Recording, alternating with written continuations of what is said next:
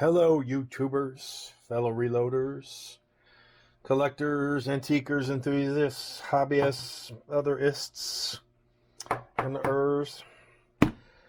Second video of the day. Started the day off earlier with a video, and that was on some of the C&H Shellmaster stuff. This was in the works way before then. But because it's custom, it takes a while. And this is a box from our friends at Inline Fabrication. And this would be my packing slip, which states, I'll have to get the standard Inline Fabrication goodies, states, looks like 1, 2, 3, 4, 5 items. Quick change top plate, number 51, custom top plate.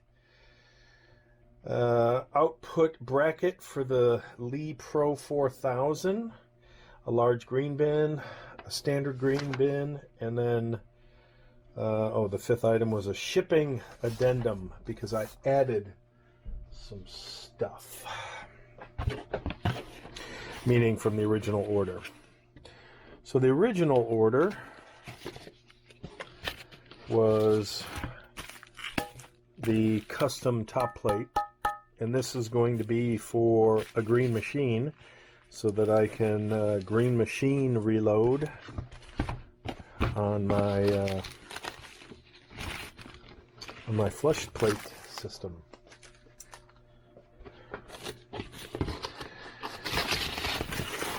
Excellent packing as usual. That would be the small green.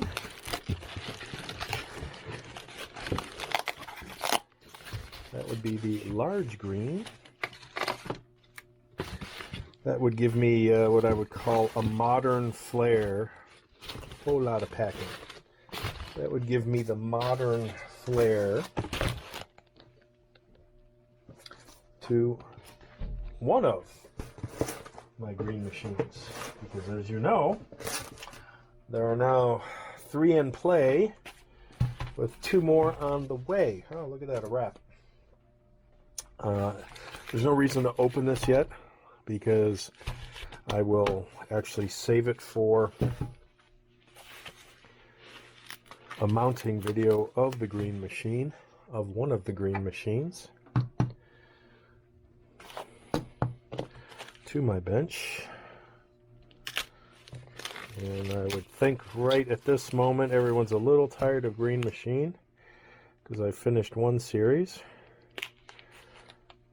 which is the original first machine, start to finish. Those are just starting to make their way up to the publish. And then this, the idea behind this was to do something for the green machine,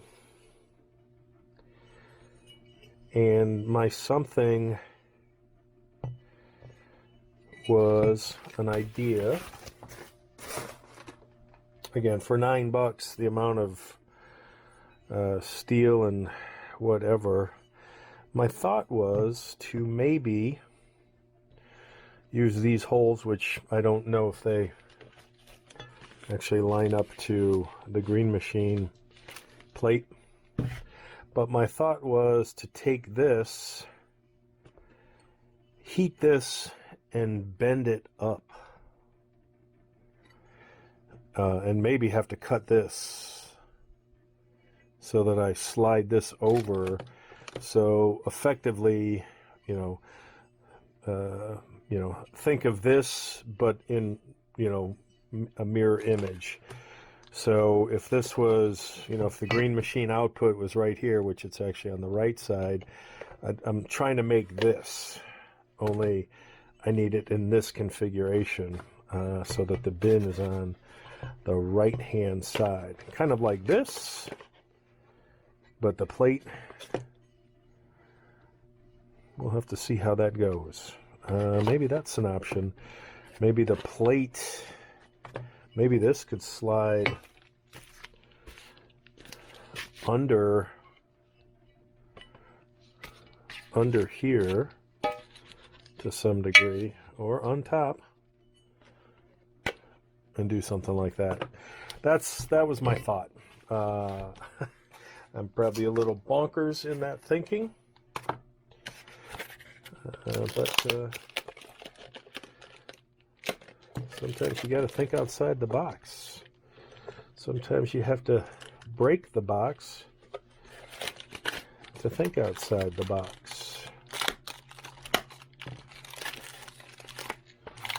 Very nice packing for the equivalent of an acro bin,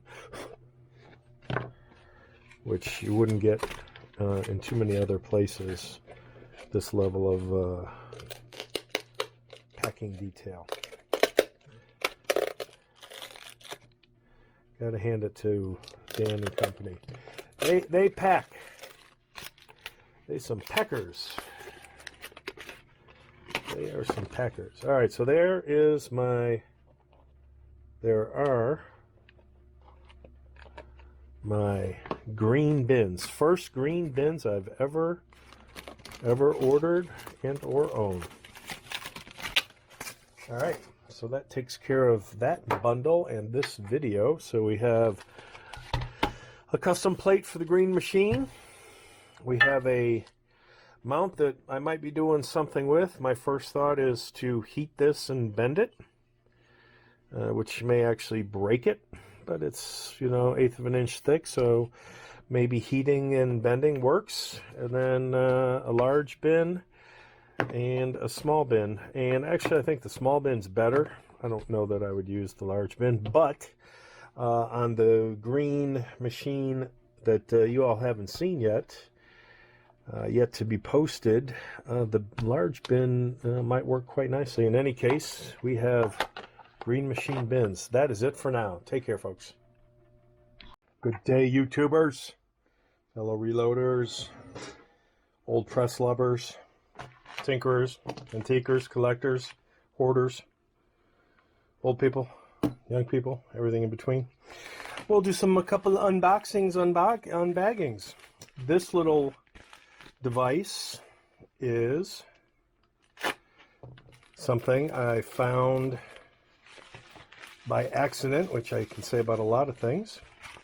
And this is from Entirely Crimson, which I have a number of their press upgrades for Dillon and Hornady. This particular device that I opted for in silver, feels like it's aluminum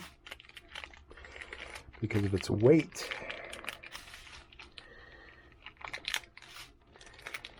is an adapter. And we're going to find out. Yeah, that's aluminum. Yep. This aluminum, wow, sharp edges. That's a pretty sharp knurl. This adapter by Entirely Crimson will allow me to do something that I'm going to call an alternate plan with the Green Machine press from RCBS that I've nicknamed Dusty. So Dusty is going to be my mods Green Machine. I'm going to implement a different powder and primer solution than what came stock. And in one of my ideas, I stumbled across this and I thought, okay, I will be able to use this.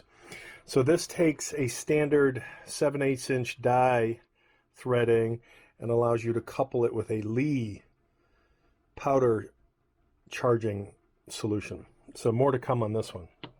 Stay tuned. This one, I'm thinking it's my crimp die for Dusty, because that was the only die that I couldn't find. Let me rephrase that. That was the die that I didn't have, and when I went searching online, I tried to get a die from 1984 just to keep the set identical in terms of die year production. And I was only finding either stuff before or after 84. I even had one guy on a forum like, why do you need 1984? I'm like, it's because I'm trying to stick with a particular restoration project and thought I would kind of stay with it. So I don't know for sure if this is the die. I'm hoping it is. It's a lot of newspaper. Yes, this is the crimp die. And some of my Green Machines have a taper crimp and some of them have a roll crimp. And there are fans and not fans of either. So I'm not going to get into the debate on which is better. Your mileage may vary. I'm going to leave it at that. So I pinged this dude, assuming it's a guy, pinged this seller, obviously used, pinged this seller because my question was, what's the 2-digit date code, the year code on the top of the die? Never got back to me.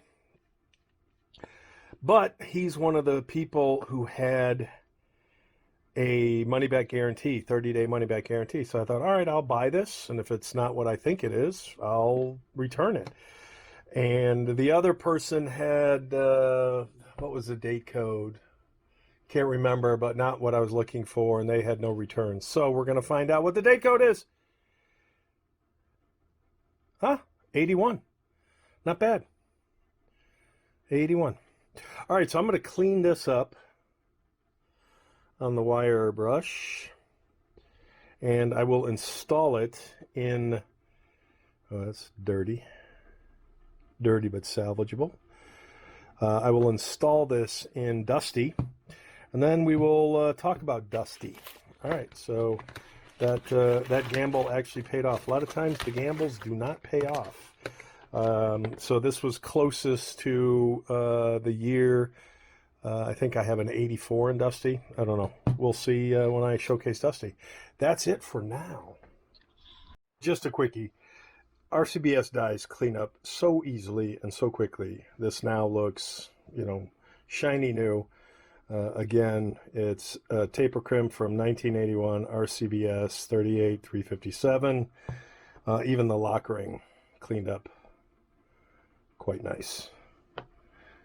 That's all. All right, folks, here is Dusty. Dusty is, I'm not going to use the word complete. Dusty is functioning as I'm moving along to test my theories. So this is now on an Inline Fabrication custom plate, sitting on top of the 7-inch Inline custom riser. I don't know if I'd prefer the 4 or 7, but I took the 7 off of a different old Lee press to test this out. So it's at a comfortable height. I think maybe 4 inches lower might be too low, because this is, I look like it fits in terms of, I'm 6 foot, so it looks like this would fit me operating this press. So everything is cleaned and functioned and reset in terms of functionality, and I'll go through some of that right now, and then I'll do a close-up of the front so you can see, because right now you're coming in at an angle and maybe it's not so obvious. But the standard decap resizing die that came with the machine. This is a Lee solution, actually a couple solutions. This is the 38357 pistol powder through charging die. This is a riser for the Lee powder solutions. And this is the Lee auto drum, I believe this is called. So this would be case activated powder. So you wouldn't need the device that's in the back of the system here attached to the Dandy rotor, because there is no Dandy rotor.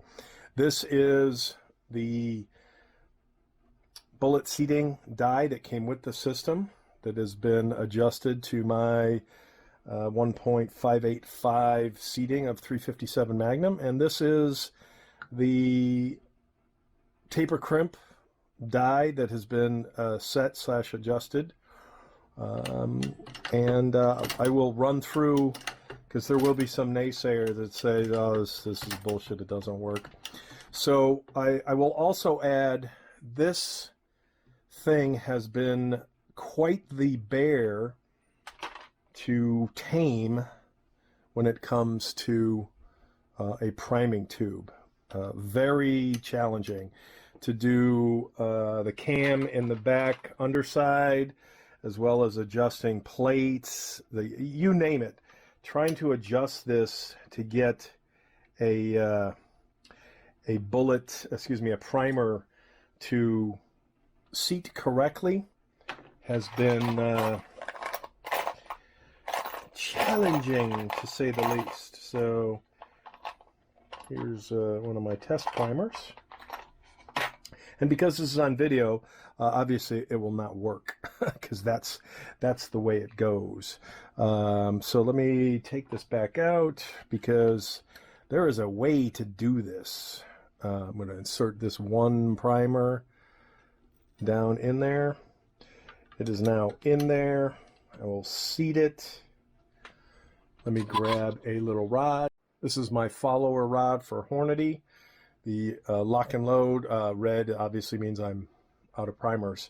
So I found that, again, trial and error, and this particular auto drum has to be adjusted and aligned only this way, because it won't fit any other way for either this priming rod or this follower rod or this particular contraption whose name escapes me at the moment for the Dandy rotor and the bullet seater. So there is only one place to put this. It reminds me of my lock and load when you've got a couple of things going on. So I am going to remove this cotter pin, and hopefully that primer, which you hopefully will be able to see where my finger is, we will pray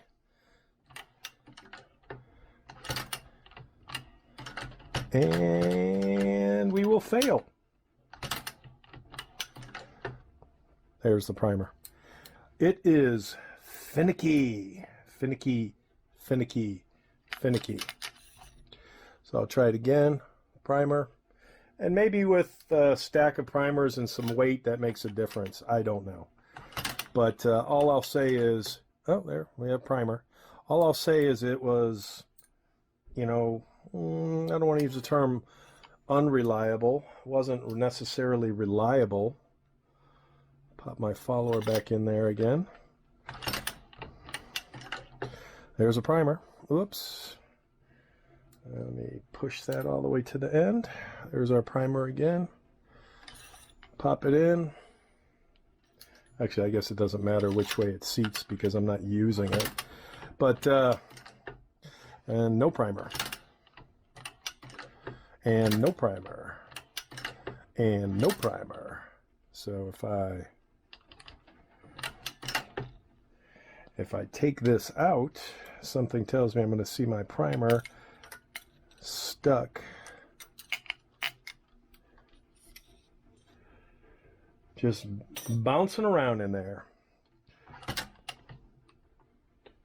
And when that happens, you're playing magic wiggly piggly, because it does not seat correctly. There we go. And there's my primer. So priming on this press, again, probably one of the reasons it was I'll just call it a failure, because the standard priming didn't work, and a lot of people have done different creative things with tube fed priming, which again maybe works, maybe doesn't. See, there's a jam.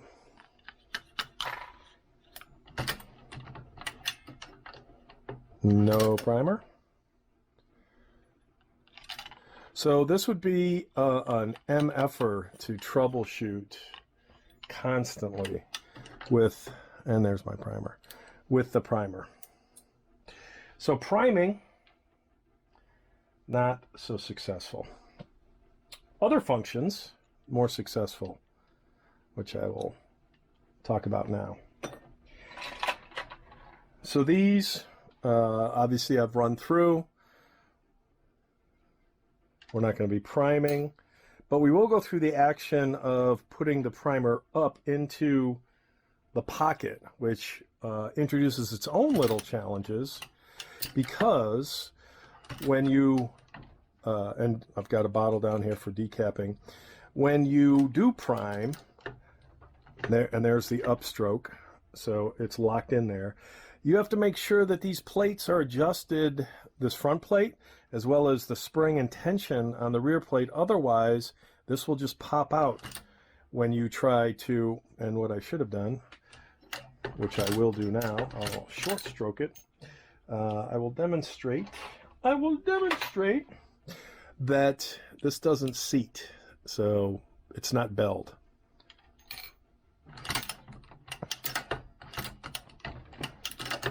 Again, not belled. And I will pull it out here to show you that it is belled through. And now that it's in this station, I will also seat the bullet, which is seated to my 1.585 357 recipe. And then I will crimp said bullet with a taper crimp. All right, we will do that once again.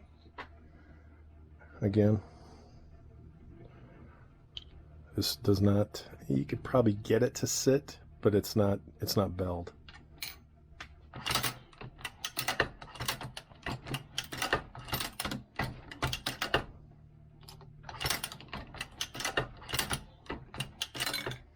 So, one of the things I was thinking about doing was taking the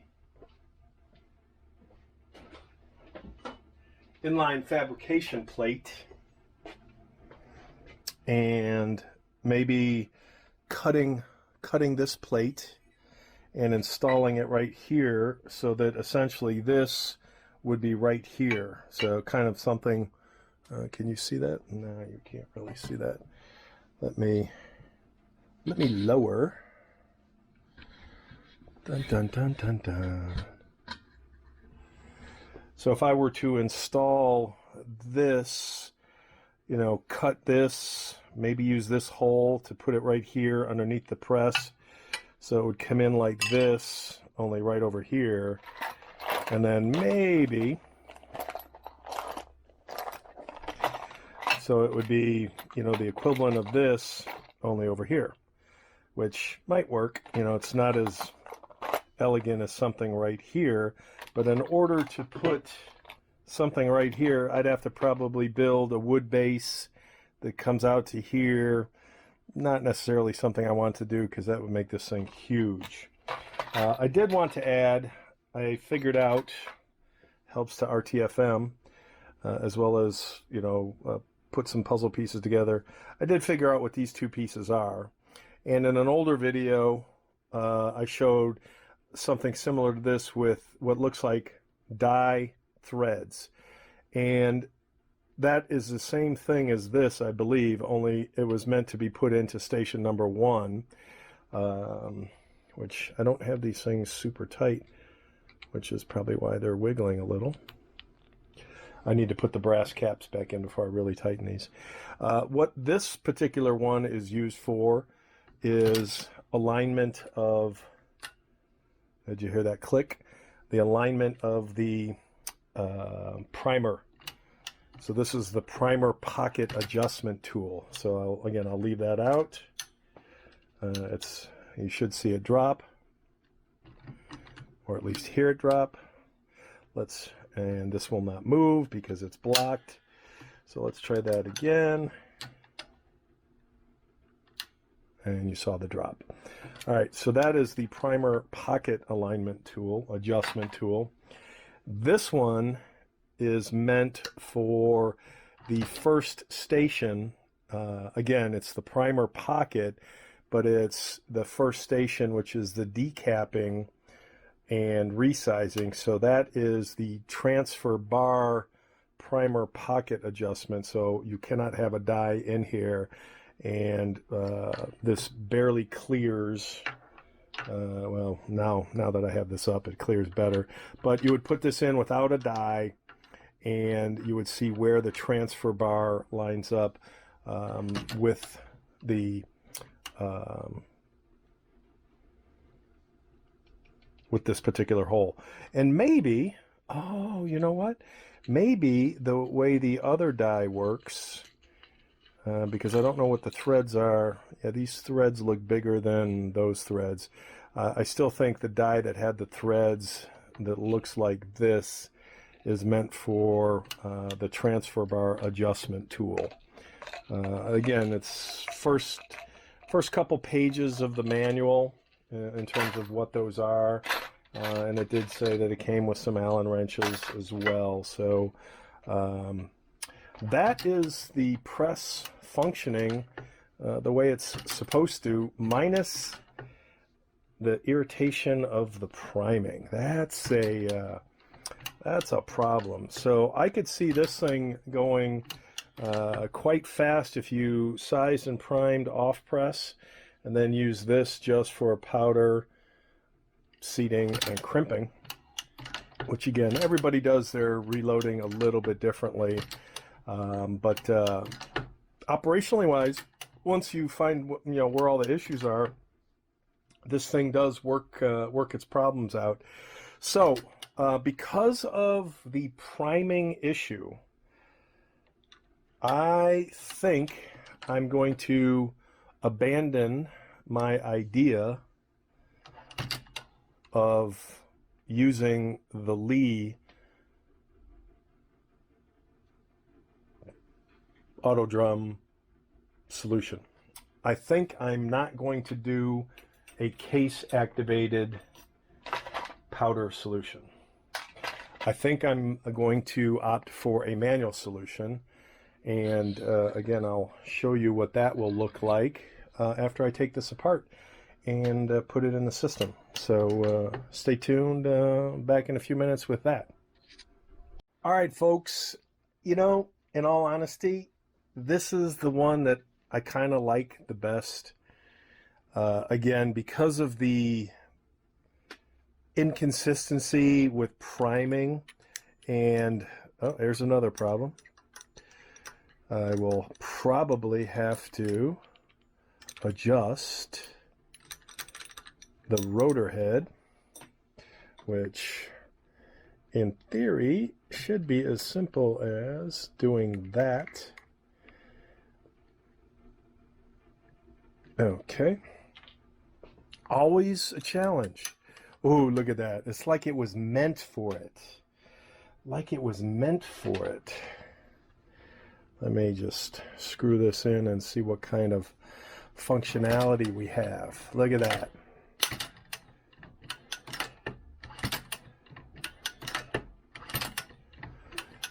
Nothing's hitting.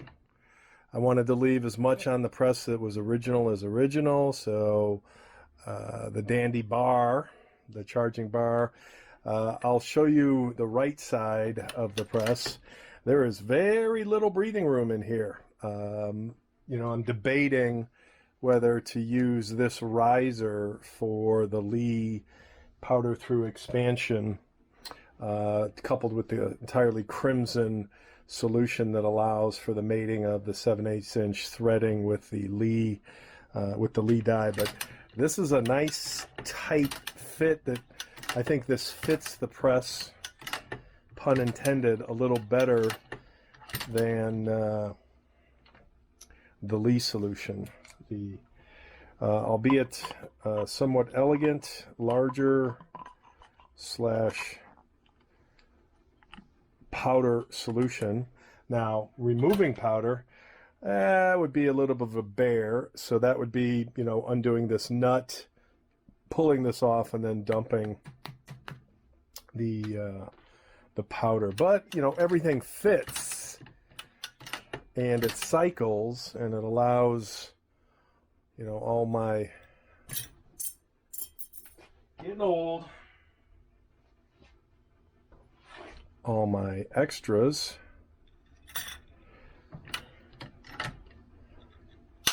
Yep, that catches it. All right, let's see if, where's my Phaco primer? Let's see if the Phaco primer works. This is a spent primer. We'll pop that in there. Pop that rod in.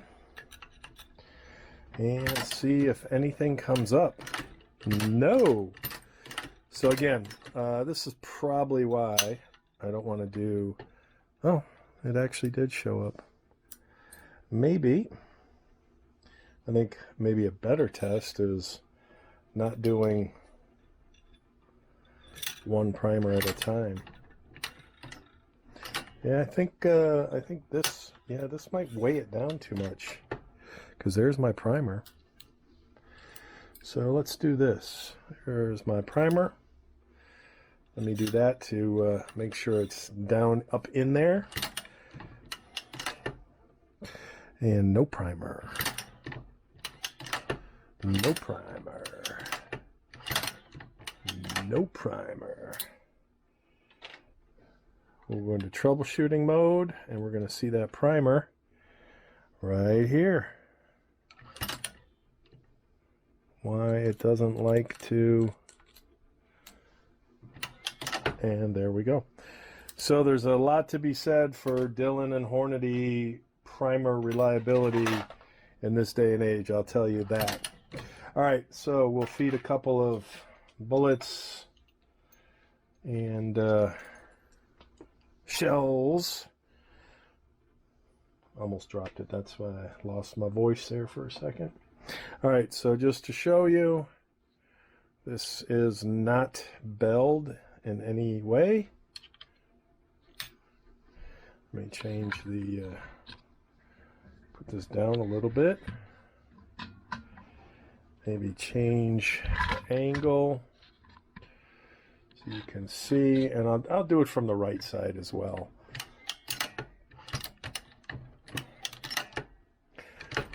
There's the upstroke priming. Now,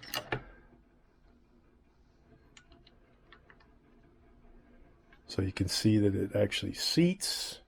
I'm not going to seat this bullet right now or crimp it because, again, you'll see that it did bell. So, while we were in this station,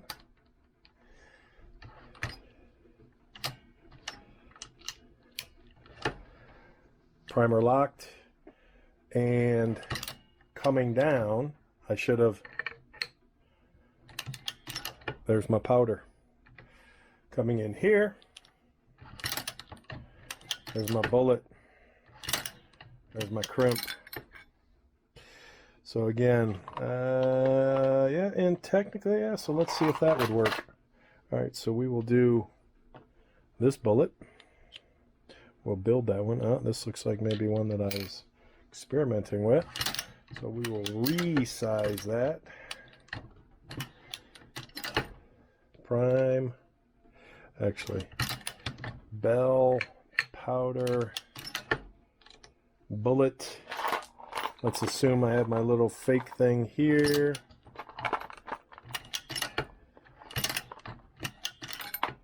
Ah, Murphy's Law. All right, you get the idea. So I do like this manual. It's closer to the original. I'm going to flip the camera around so you can see this from the right side. I'll take these bullets apart and do this again, and then we're done. All right, so these are freshened up a little bit. You can see how tight, and maybe I'll come around front, there's just not a whole lot of wiggle room in in this solution. So I'm gonna drop cartridge in.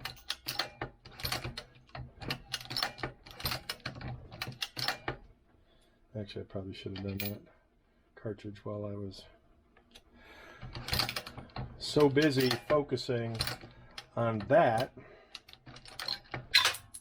Of course you're going to drop. And then powder. How many times am I going to charge this case? So there would be powder everywhere with that many flickers.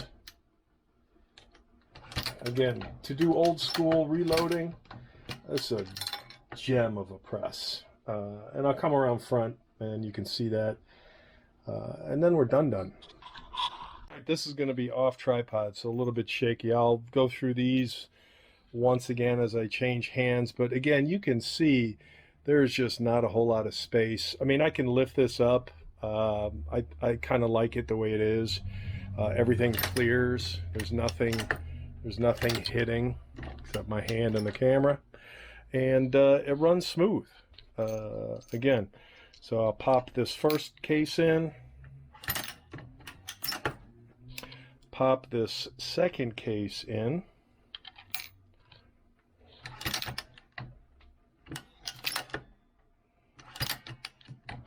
I would then charge, and depending on how successful, damn, I forgot to seat my bullet.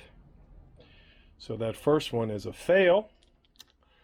Trying to video and do stuff at the same time doesn't necessarily work. And that one's on the floor. And here's the right line. Inline Fabrication 7-inch mount riser on the custom plate for the RCBS PRT Green Machine. So I think this is the way it's going to be. I'm not sure what I'm going to do about priming. And I got to say, there was somebody, I'm assuming it was a dude based on name, making a comment along the lines of, thanks for wasting my effing time without knowing what you're doing. I'm like, hey, dumbass, that's the purpose of these videos. I don't have a clue as to what I'm doing. And by doing this stuff, this is how I'm learning. This is a 40-plus-year-old press. Yeah, the manual's out there, and I've read the manual, and I'm learning from it as I'm doing at the same time. But give me an effing break. I make a video about my learning. That's the whole point of what I do and how I do this, if you've ever watched my channel. So criticizing me for not knowing what I'm doing is actually maybe a compliment, because I don't. And this is all a learning process. So this is dusty, all kind of done. I didn't put the case feeding mechanism on there at this point, but I think this is the solution. This allows for all kinds of rotor changes, because you all know I have lots of rotors. It keeps with the originality of the machine, and I really need to tighten those down once I put the brass pieces back in. This keeps with the originality of the machine, and again, the biggest fail / less than success is priming. And maybe I'll bust out some real primers, some live primers, more than one, and try it, because maybe it's a weight issue in terms of how things populate this primer bar. So that's it for now, and maybe a while. Later all. Just when you thought things were over. So I couldn't leave things alone. You remember this is the Lyman primer tube that just couldn't be successful. So I thought, well, why not take one of my Hornady tubes and try that and see what success rate I have. So I've done this test multiple times, but now that I'm doing it on video, it will probably fail. I have here 10 live primers in my primer feed mechanism, my primer tube, the double alpha. I don't know if you can see this. Yeah, out of screen, but I will plug my primer tube in. I will feed those 10 primers into my tube. I will then take my Hornady follower and I will put that on my tube. I will then put my tube in here.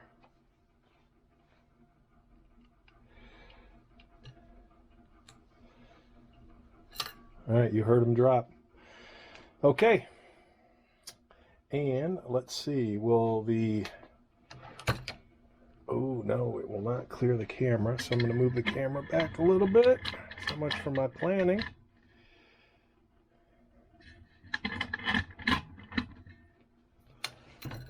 All right, let's see.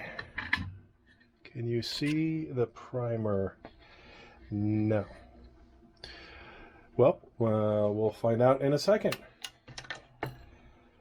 One primer. Let me get a bin. Since this is a Hornady success story, we will ride this primer. One primer. Two primers.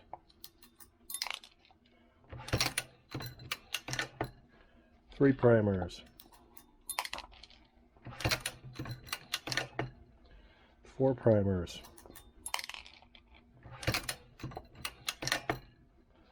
Five primers. Six.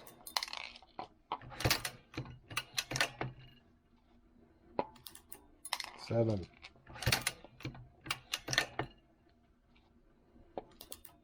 Eight.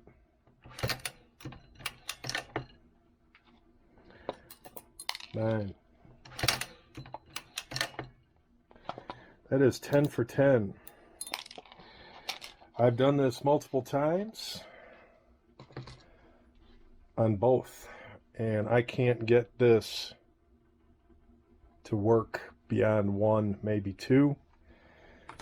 This was consistently 100%. That's kind of cool. All right, that is it. We have succeeded. So now I could potentially go back to my Lee case activated feeding, or I can stay with this solution, which you can't see, or I can stay with this solution to be old school and go with the manual drop. So not quite sure, but priming solved. So that was a big hurdle. Later. And for the last and final upgrade. So you've already seen this, the primer that works 100% of the time. But what you haven't seen is the blast shield. An RCBS component with my own modifications. And you want to talk about a snug fit. That just comes right on down and locks in right there. And is this one locked in? That one's locked in, so we are snug. Snug as a bug. And now we have a very, very safe, so blast tube vertical, everything clears, we know primers work, so we've got some old school and some new school. Again, still haven't decided if I want to keep the manual, kind of old schooly-ish, with some of the new schooly-ish, or new schooly-ish, or go to the Lee solution, which I don't know if honestly if all this will actually fit, but since it fits here, that is where it's staying. So good day and dunnage. We'll call this the mention, but wasn't sure I was going to do this. I went ahead and took the Inline Fabrication Lee 1000 bin output tray adapter or plate or whatever this was called, cut it so that I will take this, flip it, and mount it to my green machine right here, and use the pieces of the plate to balance the remainder of the machine and see if that works. And if it does, I'll show it to you. If it doesn't, I will not. We're back. This bin, hacked up bin, and multiple plates under the press, so the press is solid. The bin holder is there. That's what it looks like. So I took off the priming system so you could see everything in action. We'll run through, this one has yet to be deprimed. We'll run through these four, and these four are these remaining three are what I'm going to call my test cases. So I'll do, I'll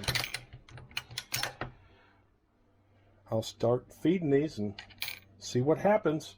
This is the primed. So hopefully when I lift this handle, you'll hear that primer drop. And you heard it. There we go for the next casing. Then we would do a powder charge. Next casing, prime, bullet, powder charge, bullet. I'm out of cases. What doesn't want to see it? Something is not seating. I don't know what that was. There's my bullet. I'll go back, and there is my first whatever. Forgot to do my charge because I'm not paying attention. Do another bullet, seating, charge, bullet. It's definitely a different methodology. All right, so the bin catch works, and just for giggles, I've got my polished small primer. I've got my blast shield. I'll put this back on, and I will run 10 more live primers, and you can see that. So hang on. This will go all kinds of bad because this is live. All right, so here's 10 live primers in my double alpha Primafill. Here's the primer tube, small primer tube, which will go in here.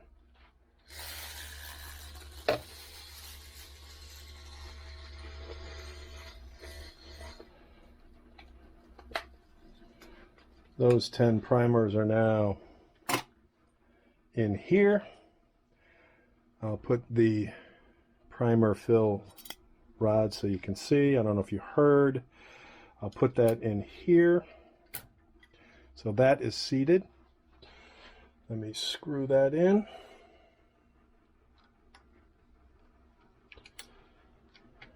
I have a fly in the garage that is driving me absolutely batty that I'm going to sew KILL when I get a chance. Put on my blast shield that I did a drill and tap.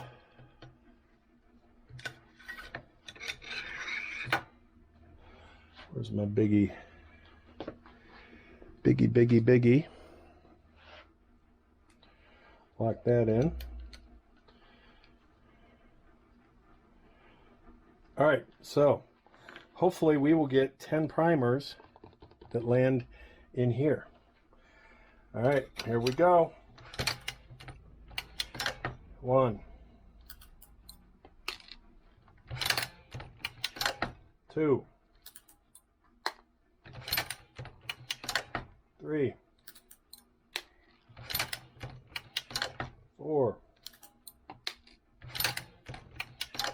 5, 6,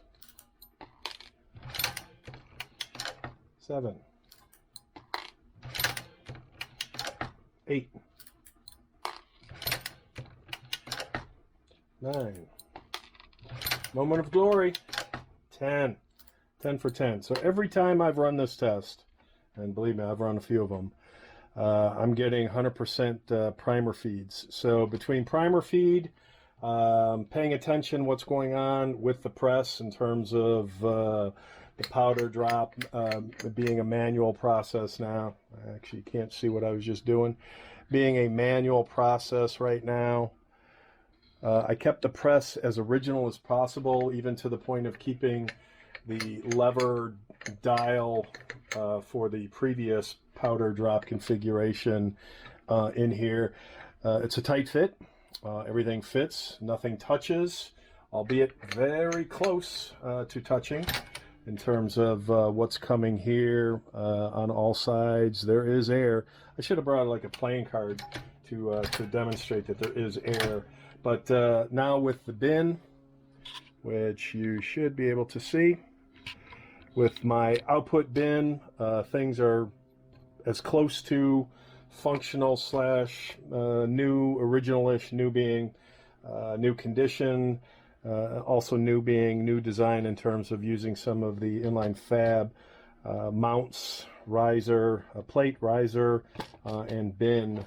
This actually worked out much easier than I thought. No bending, just some cutting and softening some edges and mounting. So I'm going to call this super done.